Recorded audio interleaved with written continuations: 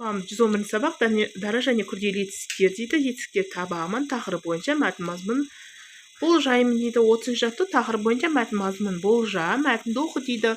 Торғай мен бұтақ дейді. Бір топ торғай ұшып келіп, ағаштың басына қонды. Бұтақ басына бір торғайдан қонып еді. Бір торғай бұтақ жетпей қалды. Бір торғайға бұтақ жетпей қалды. Сонан соң бір бұтаққа екі торғайдан қонып еді. Бір бұтақ артық қалды.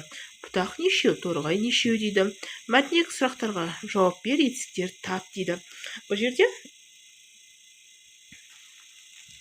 бұтақ үшеу, торғай төртеу екен, е?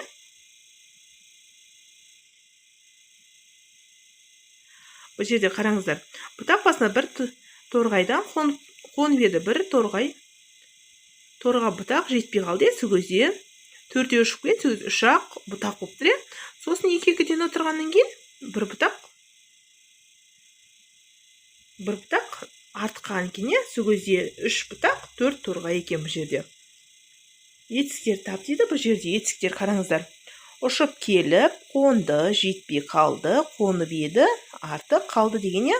Бұл жерде күрделі етістік ұшып келді, жетпей қалды, қонып еді, артық қалды деген.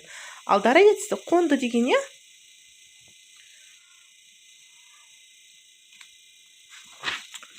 Келесі, қараңыздар.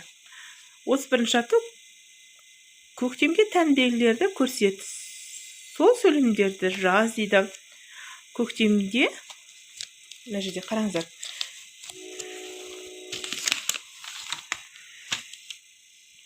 Күннің қызуы көтеріледі, қар ериді, құстар ұшып келеді. Құстар ұшып келеді, жапырақтар жайқалып өседі дейді. Бұл жерде бізде етістіктеріміз көтеріледі, ериді, ұшып келеді, өседі екен.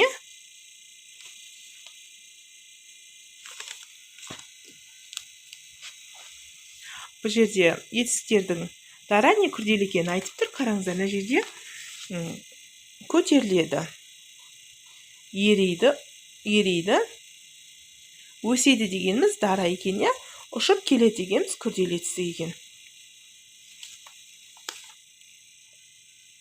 32 жаттығу берілген етістіктерді үлгі бойынша жазып, олардың мағынасын бір-біріне қарама-қарсы екенін дәлелде.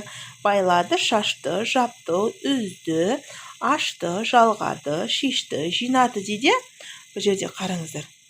Байлады, шешті деп тұр үлгісінде. Бізде байлады, шешті, шашты, жинады, жапты, ашты, үзді, жалғады деген болады екен. Енді шешуіндегі сөз дара етістік пе, әлде күрделі етістік пе? 30 жаттығу сөз жұмбақты шеш дейді. Таудан ағатын табиғи су дейді. Бұлақ болады екен. Қарға тұқымдас ала қанатты құс сауысқан екен. Сан 4 деп жазасыздар. Уақытты көрсететін зат сағат. Мойны ұзын ірі дала құсы дуадақ. Домалақ қабығы қатты, тәтті, шырынды бақша дақылы дейді. Қарбыз екен. Сөзге бізде былай шығатын сөзіміз барады деген сөз шығады.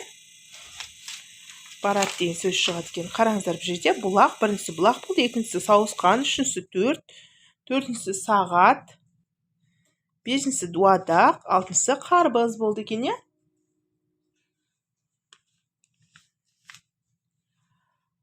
Шешуіндегі сөз дара етістік пе, әлде күрделі етістік пе? Шешуіндегі сөз дара етістік, барады деп тұр. Осымен сабағымыз аяқталды. Келесі сабаққа кездескенше сау болыңыздар. Каналыма тіркелуді, лайк басуды ұмытпаңыздар.